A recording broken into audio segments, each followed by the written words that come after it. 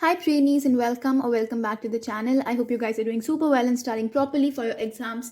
आज हम जो हमारी बुक नंबर 3 है जो हमारे रिसेंट से ही डील करती है जिसमें हम पढ़ेंगे हमारे मेन 2 चैप्टर्स आज हम करेंगे colonialism and the country side और रेबल्स एंड द राज। इसके वेरी इंपॉर्टेंट क्वेश्चंस मैं आपके साथ डिस्कस करूंगी एंड जो भी डाउट होगा you can ask in the comment box also.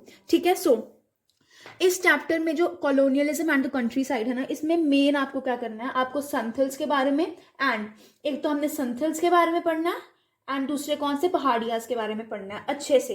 इसके बाद you have to study about the 5th report, very important. ठीक है, इसके बाद आपको ये पढ़ना है कि why were jotedars an important figure, ये क्वेश्चन बहुत बार रिपीट हो चुका है। And then what was the role of zamindars, कि why zamindars did not pay the payments. If you haven't watched the detail video of this chapter, go and check it out in the playlist section. ठीक है, तो let's start with the important questions first. Okay, so the most important question is why was the Jotdar a powerful figure in many areas of rural Bengal? देख लो कितनी बार पूछा हुआ है question. तो देखो जोतदार्स इतने पावरफुल क्यों थे उस टाइम पे, हम क्या लिखेंगे, When the zamindars were in crisis in the 18th century, उस टाइम पे क्या हुआ, जमींदार्स की पावर कम होने लग पड़ी, but a group of rich peasants consolidated its position in the villages of Bengal, मतलब जो कुछ पेजेंट्स थे उनकी पावर बहुत ज्यादा बढ़ गई and these class of rich peasants came to be known as the jotedars. They had a control over vast areas of land. Sometimes they had even a control on many thousand acres of land. They even controlled local trade and money lending. They exercised immense power over poor cultivators of the region and had become more powerful than the zamindars. क्या क्या क्या करते थे उनको, उनके पास बहुत ज़्यादा area था कल्टीवेशन के लिए, कुछ टाइम 1000 एकर्स भी होते थे, यू डोंट नो कितनी कैलकुलेशन हो सकती कितना एरिया था उनके पास। फिर इनके पास बहुत ज़्यादा पावर थी सिटीज कल्टिवेटर्स के ऊपर, पुअर पीपल के ऊपर, एंड ये बहुत ज़्यादा पावरफुल हो गए थे as compared to the zamindars. ठीक है, अब the following reasons were responsible for the strong position. तो क्या क्या रीजन है देखते हैं। फर्स्ट रीजन आता है कि वो विलेजेस में ही रहते थे, इसलिए वो बहुत इन्फ्लुएंस करते थे विलेजर्स को। Very easy point. They lived in the villages, therefore they had a lot of influence on many villagers.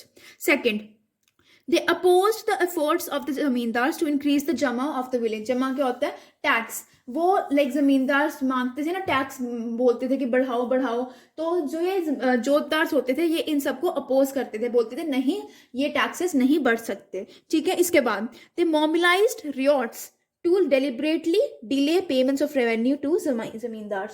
वो रियॉट्स को बोलते थे, पुअर फार्मर्स को बोलते थे कि जमींदार को पेमेंट लेट दो, इससे क्या होगा, इससे जमींदार आगे ईस्ट इंडिया कंपनी को पे नहीं कर पाएंगे एंड उनकी जो प्रॉपर्टी है, उनकी जो एस्टेट है उसको क्या किया जाएगा, बेच दिया जाएगा। ये तो आपको पता है, ये नहीं पता you can go and check out the full one shot explanation.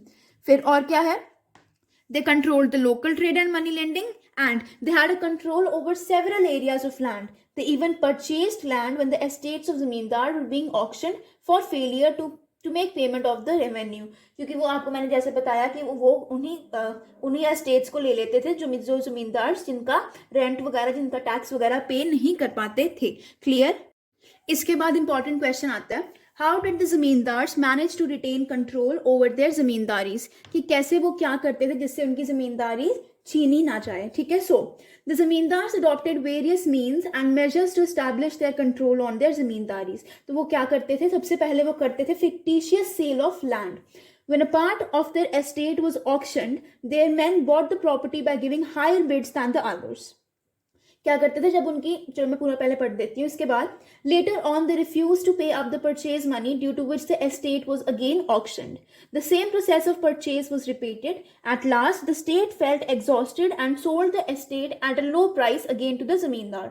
So basically क्या होता था, जब वो एस्टेट को बेची जाती थी, नीलाम किया जाता था किसी एरिया को, तो क्या होता था, जो जमींदार के आदमी थे ना वही फिर से जाके उस प्रॉपर्टी को खरीद लेते थे, बट क्या करते थे वो पैसे देने से मना कर देते थे, जिसकी वजह से क्या होता था, एस्टेट को फिर से नीलाम करना पड़ता था।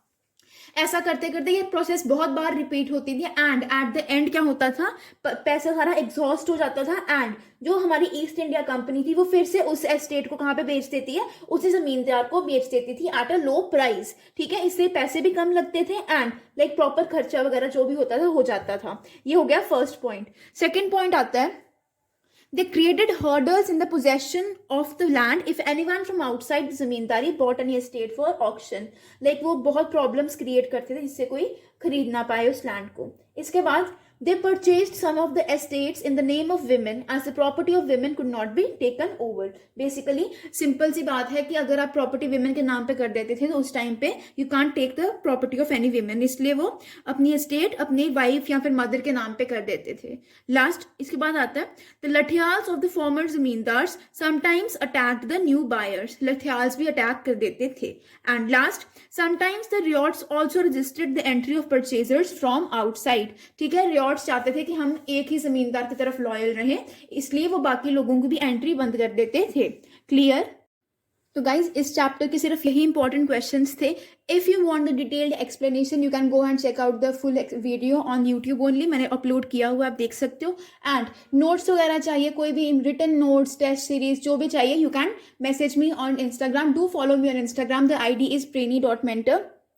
That was it for the video. I hope you liked the video. If you did, don't forget to like, share and subscribe to the channel. You are at Brainy Mentor. Have a great day ahead.